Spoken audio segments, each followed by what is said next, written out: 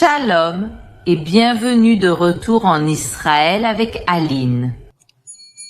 La Bible est le livre le plus vendu et le plus lu au monde, mais malgré cela, beaucoup de gens doutent encore de sa véracité. Aujourd'hui, nous allons parler de 9 découvertes archéologiques qui ont choqué les sceptiques et les archéologues et qui prouvent la véracité historique de la Bible. Alors, si vous êtes prêts, commençons. Vous vous demandez probablement à propos de cette fiole que je porte autour du cou. Elle contient de la terre du mont du Temple, portant ainsi l'histoire biblique avec moi. En 1999, cette terre a été illégalement jetée pour effacer notre passé, mais des archéologues l'ont sauvée grâce au projet de tamisage du mont du Temple. Vous pouvez posséder un morceau de cette histoire et soutenir leur travail essentiel. Scannez le code QR ou consultez le lien ci-dessous pour un cadeau de fête inoubliable. Nous allons donc parler de 9 découvertes qui ont changé l'histoire de l'archéologie biblique. Et, en premier lieu, il y a la stèle de Théodin, également connue sous le nom de stèle de David. Les stèles sont des pierres dressées avec des inscriptions ou des symboles. Jusqu'au début des années 90, la plupart des historiens et des archéologues ne croyaient pas que le roi David avait réellement existé. Ils pensaient que le roi David était un mythe inventé par le peuple d'Israël. Mais cela va changer grâce à l'inscription de Théodin. En 1993, l'archéologue Avraham Biram et son équipe ont trouvé cette pierre à Théodin, qui se trouve à l'extrême nord d'Israël. Sur celle-ci, il est écrit à propos d'un roi ennemi qui attaque Israël et parvient à tuer 2 rois, Jéhoram, fils d'Achab, et Achazias, fils de Jéhoram de la maison de David. Les amis, c'est la seule inscription en dehors de la Bible qui mentionne le roi David et, plus encore, la maison de David signifie sa descendance. Et ces 2 rois sont mentionnés dans la Bible. Jéhoram est le fils d'Achab et de la terrible Jézabel, et Achazia fait partie de la descendance du roi David, comme vous pouvez le voir ici sur cet arbre généalogique. Et regardez comme c'est incroyable, cette bataille est également racontée dans la Bible, dans le 2e livre des rois, chapitre 8, qui nous raconte comment Hazaël, le roi de Damas, attaque Israël. Donc, ici, nous avons une preuve archéologique concrète de l'existence du roi David et de sa descendance, ainsi que de cette bataille biblique. Tout cela sur cette petite pierre. Et la 2e découverte est le tunnel d'Ézéchias, qui a régné ici il y a 2700 ans. Et, à son époque, l'Assyrie attaque Israël et Juda. Et, pour cette raison, il va maintenant affronter l'une des plus grandes armées du monde antique. Et, pour cette raison, lorsqu'il apprend que les Assyriens arrivent, il commence une série de préparatifs pour cette grande bataille. Après ces événements et cette vérité, Sennachérib, roi d'Assyrie, entra en Juda, assiégea les villes fortifiées et tenta de s'en emparer. Voyant donc Ézéchias que Sennachérib arrivait et qu'il était résolu à attaquer Jérusalem. Il consulta ses princes et ses vaillants hommes afin de faire boucher les sources d'eau qui se trouvaient hors de la ville, et ils l'aidèrent. De plus, ce même Ézéchias boucha la source supérieure des eaux de Gihon et les fit couler en bas, à l'ouest de la ville de David, car Ézéchias réussit dans toutes ses entreprises. Et c'est précisément ce tunnel mentionné dans la Bible qui a été découvert en 1838. Mais comment savons-nous qu'il s'agit exactement du même tunnel? Tout d'abord, il correspond parfaitement à la description biblique, mais surtout parce qu'on y a trouvé cette inscription qui nous raconte comment ce tunnel a été construit. Il fait plus d'un demi-kilomètre. Il fait complètement noir et l'eau est glacée. Mais si vous voulez qu'on y aille et qu'on filme ce tunnel vieux de 2700 ans qui est mentionné dans la Bible, dites-le nous dans les commentaires. Mais passons maintenant à la troisième découverte archéologique qui est le mur d'Ézéchias construit par le roi Ézéchias également pour protéger la ville de Jérusalem. Et ce mur n'est pas mentionné une seule fois, mais bien 3, voire 4 fois dans la Bible. Et il est écrit ceci: vous avez aussi compté les maisons de Jérusalem et abattu des maisons pour renforcer les murs. Ce que le prophète Isaïe nous raconte, c'est qu'à cette époque, il n'avait pas le temps de construire un mur qui entourerait toutes les maisons de la ville. Et c'est pourquoi, dans la précipitation, par peur de l'attaque des Assyriens, ils construisent le mur qui passe au-dessus des maisons de la ville, ce qui n'était pas courant à cette époque. Et lorsque ce mur a été fouillé, on a découvert justement qu'il passe au-dessus des maisons de la ville, exactement comme la Bible nous le raconte. Mais maintenant, la question qui se pose est: qui va gagner cette bataille? Les Assyriens, avec une grande armée, arrivent jusqu'à Jérusalem après tous ces travaux qu'Isaïe réalise, et celui qui gagne la bataille est Dieu. Regardez ce passage. C'est pourquoi ainsi parle le Seigneur au sujet du roi d'Assyrie. Il n'entrera pas dans cette ville, il n'y lancera aucune flèche, il ne viendra pas devant elle avec un bouclier, et il n'élèvera aucune tranchée contre elle.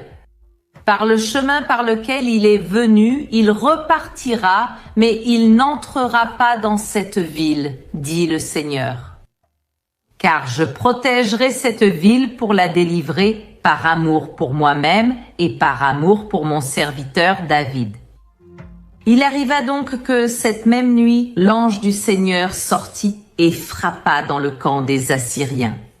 Et 185 000 d'entre eux, se levant tôt le matin, voici qu'ils étaient tous des cadavres. Alors, Sennachérib, roi d'Assyrie, partit, s'en alla, retourna et demeura à Ninive. Ce passage nous parle de l'amour de Dieu pour sa ville Jérusalem.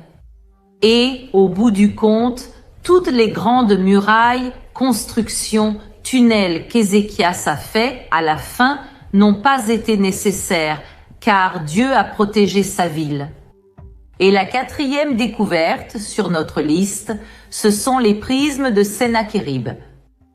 Il est temps de parler du grand ennemi du peuple d'Israël et d'Ézéchias. Ces 3 prismes faits d'argile, écrits en écriture cunéiforme, nous révèlent beaucoup de choses. Ces prismes nous racontent l'histoire de la bataille du peuple d'Israël contre Sennachérib, vue à travers les yeux des ennemis. Et cette découverte est si importante parce qu'elle raconte l'histoire d'Israël non seulement à travers nos propres récits, mais aussi à travers les yeux des ennemis. Regardez ce qui est écrit.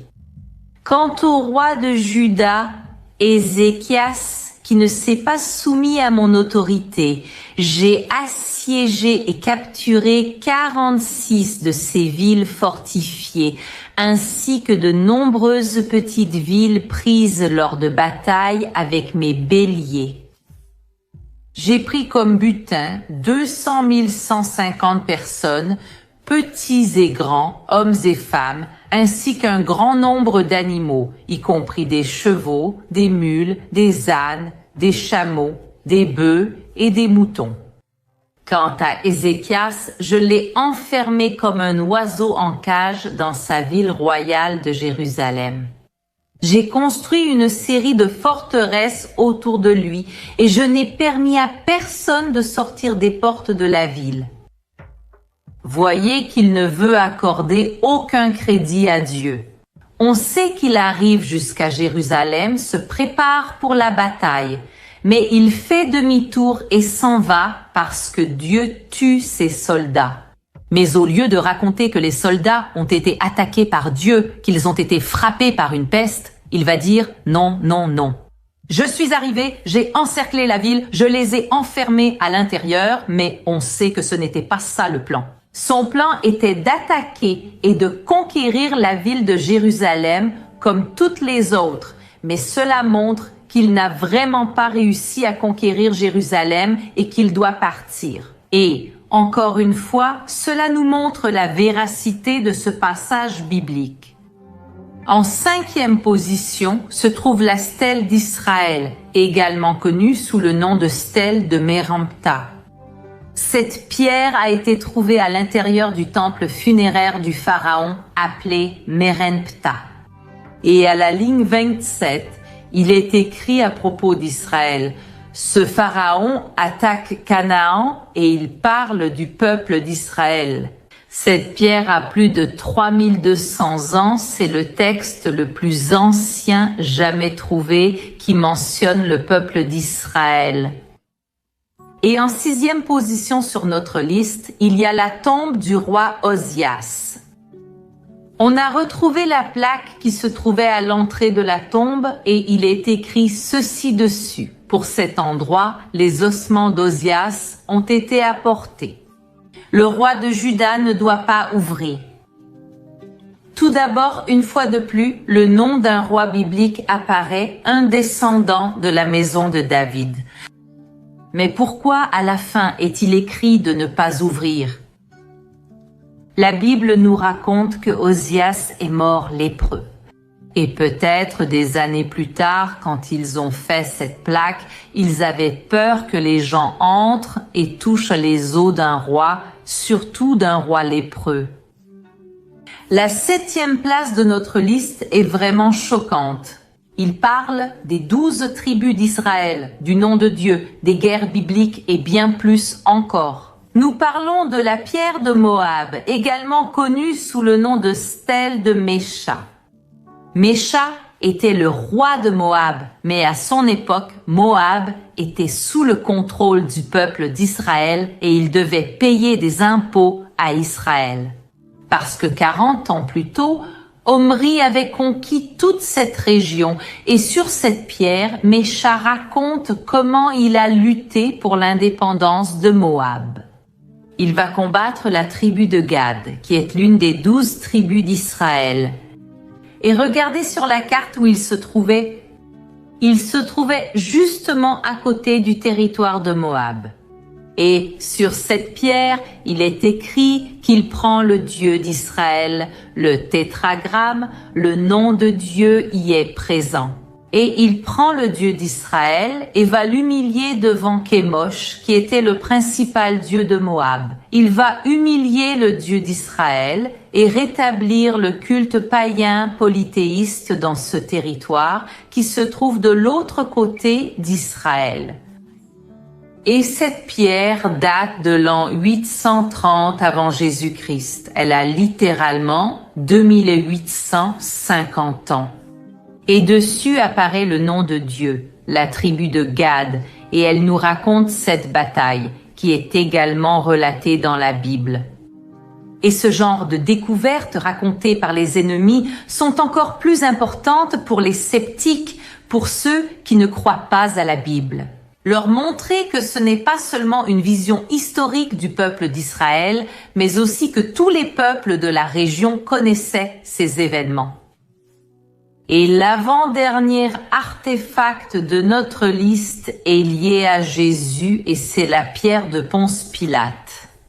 Elle a été trouvée à Césarée-Maritime, à côté du palais où Ponce Pilate a vécu. Et il y est écrit ce qui suit: Tiberium, Pontius, Pilatus, préfet de Judée, il a fait dédicavite. Il est écrit en latin que le Tiberium a été construit par Ponce Pilate, le gouverneur de la Judée. Beaucoup de gens doutaient de l'existence historique de Ponce Pilate ou qu'il ait vraiment été gouverneur ici en Judée à l'époque de Jésus. Et cette pierre a dissipé tout doute. Qu'est-ce que le Tibérium? On ne sait pas, mais cela n'a pas d'importance. Ce qui nous importe, c'est la preuve historique de son rôle en tant que gouverneur. Parce que nous savons que peu de temps après avoir écrit cette inscription, il viendra à Jérusalem pour juger et condamner Jésus à mort par crucifixion. Et le dernier artefact dont nous allons parler est le cylindre de Cyrus. Ce cylindre a changé l'histoire du peuple d'Israël ainsi que celle d'autres peuples de cette région. Comment cela s'est-il passé? Des années auparavant, l'Empire babylonien conquiert Israël, détruit le temple de Jérusalem et envoie les Juifs en exil à Babylone. Ils exilent aussi d'autres peuples et oppriment tous ces peuples ainsi que les Juifs. Ils s'assoient à Babylone et prient Dieu pour qu'un jour ils puissent retourner sur leur terre. Au bord des fleuves de Babylone, nous avons pleuré assis. Et finalement, Dieu exaucera les prières. L'empire babylonien sera détruit par Cyrus, le roi de Perse. Et maintenant, il va prendre le peuple d'Israël et les autres peuples qui étaient en exil et leur permettre de retourner dans leur terre. Le retour à Sion est déclaré sur ce cylindre. Ce cylindre, les amis, c'est le texte dans lequel Cyrus parle et annonce au peuple qu'ils peuvent retourner dans leur terre. J'imagine les Juifs dans l'ancienne Babylone entendant ces paroles, ils vont pouvoir retourner dans leur terre. Et ils reviennent et reconstruisent le deuxième temple de Jérusalem. Et là commence une grande période biblique qui va se terminer plus tard par la destruction du temple en l'an 70. Alors, ce petit artefact, il est l'accomplissement de la parole divine lorsque Dieu promet la terre d'Israël à son peuple. Le peuple a été exilé, mais il revient grâce à l'intervention de Dieu et au cylindre de Cyrus. L'archéologie nous révèle beaucoup de choses sur la Bible et aussi sur notre propre histoire. Et c'est pourquoi je trouve si merveilleux d'être en terre d'Israël et de pouvoir voir l'archéologie de première main. Je remercie tout le monde d'avoir regardé, un gros bisou et on se retrouve la prochaine fois.